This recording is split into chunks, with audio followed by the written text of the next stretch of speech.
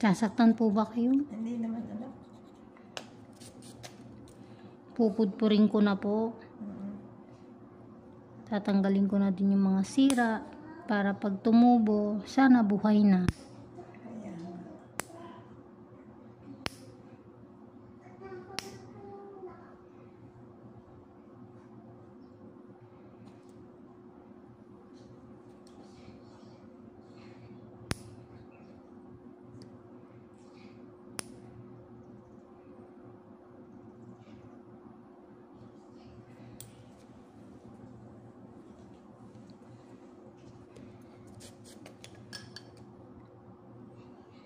Yan, nasaktan likod mo, ano? Hindi naman po, madam. Nung electric pan po ang gamit ko, Bata ka pa kasi. ramdam na ramdam ko po yung sakit ng likod ko. Kasi nandyan yung electric pan sa likuran. Oo, mandap na yung lamig sa ano. Iba talaga. Kasi pag pinagpapawisan ka, tinutuyo niya eh. Yung mga taga rito sa inyo, ikaw na rin ang lidinig. Schedule po. Pero pag taga rito, kayo din ang singil mo. Opo. Alam naman nila yun.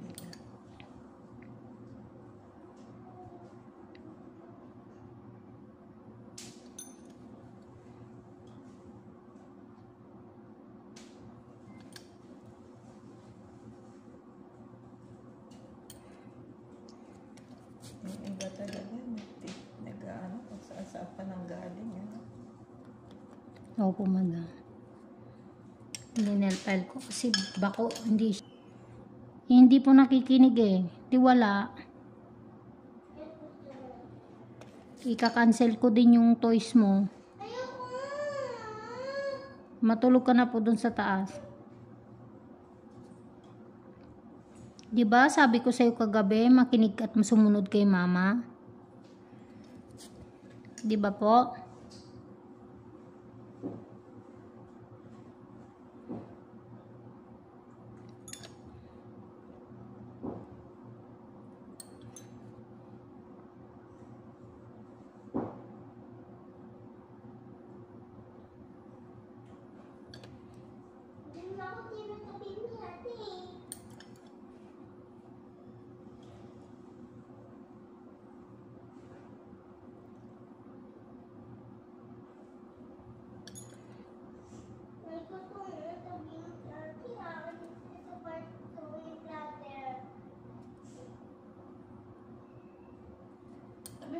Sabihan ka.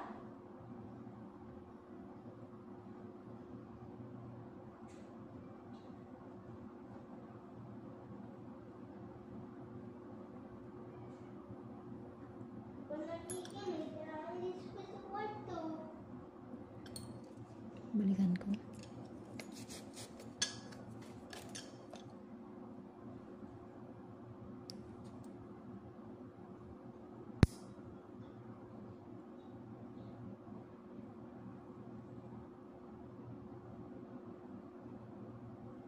Nagsabi po eh, pag nasasaktan po kayo.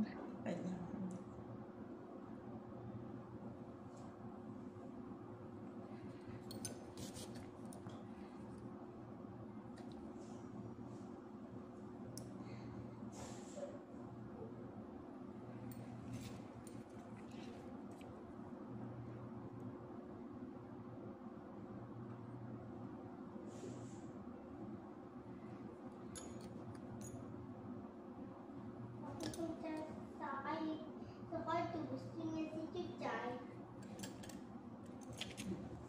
Alaga naman yung bata.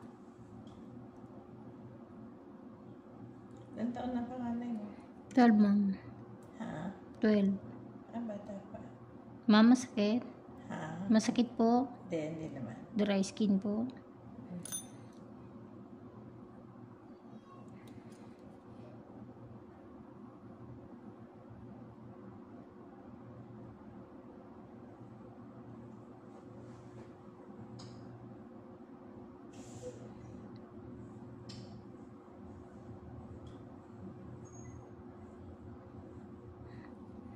Totoo pala yung sinasabi nila, talagang hindi nga masakit. Oo. Oo, pagkain ako nanonood ako. Sa tinatanong mo pag masakit, sabi nila. Yung sapato aalis na. Tawag kami doon. Banana ko. Tabihin mo doon. Tabihin ka.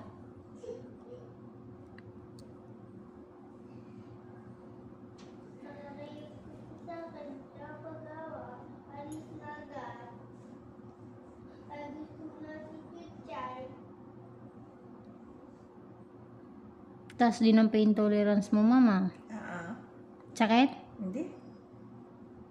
Dry skin yan. Ayaw pa matanggal ng buo. Lalo-lalo Wala siyang ingrown. At ano po? Ano po?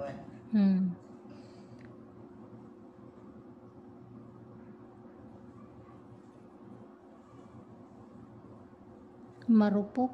Hindi makuha ng buo. Eh, paano nga kasi yan? Nasaktan na ng todo. Meron pa. Kaya ano.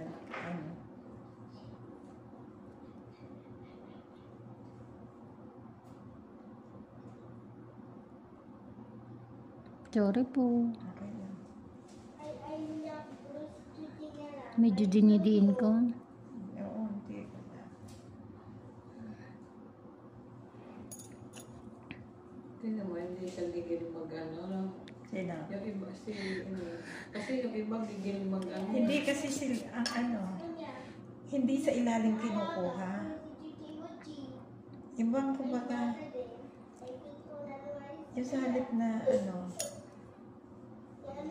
yung ingrown ang inaano niya. Si Christine, masakit din magkuha, Rory. Oo.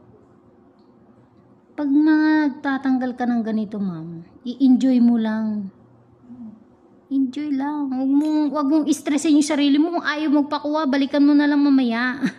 Siya hindi ano talaga kasi kumbaga sa ibabaw niya inaano. Yung ibabaw ang kanya ipinupus, hindi doon sa ilalim. Kasi depende nga yan sa instrument mo. Sa instrument. Bali, may kanya-kanya po kasi talagang pamamara ng paglilinis, ma'am. Kung saan siguro sila komportable, ganun yung gawa nila. Tapos yung ginaya niya pabalik. Hanggang sa mag-ano siya, hanggang sa yun. Hanggang sa parang Control lang. nasasaktan na siya. Isipin mo habang nagkukutkot ka, kailangan hindi masaktan si customer, kailangan hindi masugatan si customer. Habang nagkukutkot ka ng ganito. Kaya nga sabi ko nga eh. Alam mo kung wala sumama sa akin, pupunta ko mag-isa dito. Diyos, kasi sabi ni Mr. ko, sino ba kasama mo? Sabi ko, madami dyan. Yan. Ito ma'am ingrown to. Patay na yan. Puno ng kuko mo yan. Oo. Hmm. Yan ang mga gusto ko maalis. Opo ma'am. Kasi pag yan hindi natanggal, parang hindi maganda na yung tubo ng kuko Hindi mo. natutubo nga na maganda yung kuko. Pangit na. Kasi paano siya tutubo? Hindi natanggal. Pabulok. Yan. Kaya nga. Kaya yung mga natatanggalan ko ng ganito ma'am na sira, wala. Hindi ko alam kailan magpaparamdam ulit. Hindi. Pero at least ma'am, masabi kong okay yung kuko na nilinisan ko na. Natanggal na yung mga dapat tanggalin. Yung iba po, pinapabalik ko talaga ng every 2 to 3 months.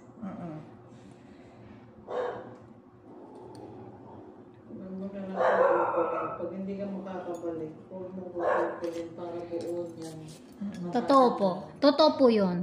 Yan po lagi yung sinasabi ko sa mga dumadayo sa akin. Kung hindi man kita malinisan, syempre nakadepende yun sa'yo. Papalinisan mo siya o hayaan mo na lang ganyan muna. Kasi, Hindi, ako naman, pinapalinisan ko. Hindi ko na ipinakukulkol. Ibabaw na lang. pinapakutkot. Kanya yun lang, hinihimot-butan lang. Kasi, ipalinis mo yan. Ipalinis mo yun sa iba, alam ko yan. Kahit hindi mo sabihin sa akin. Kasi, alam ko yung itsura ng linis ko eh. Kahit marami po akong customer, alam ko po yung itsura ng nilinisan ko sa hindi ko nilinisan.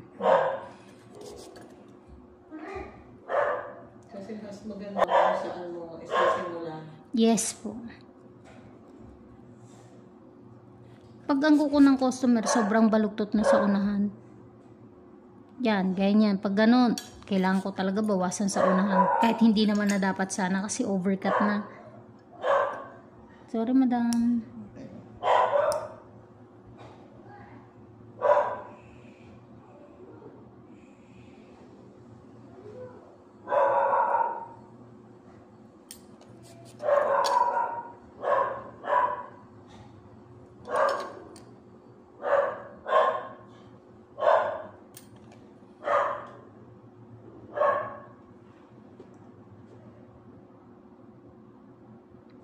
Sakit ba, ma'am? Hindi.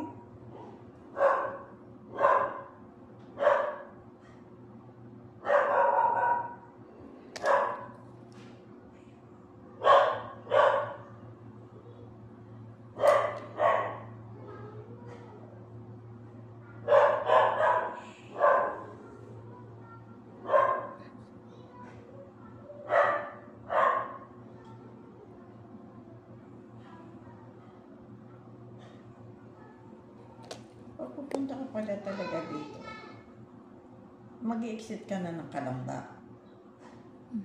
Di ba? Hindi makasagot kasi walang alam na. Oo, exit ka na ng Kalamba. Ang alam ko lang talaga highway. Pakalamba ka pa. Ano, yung mga exit dyan na yan, ma'am. Kasi kung susunod ng exit ay Pulo. Kalamba. hindi, Meron pwede din sa Kanlubang po. Kanina, pwede tayo dumiretso na dito. Kaya lang,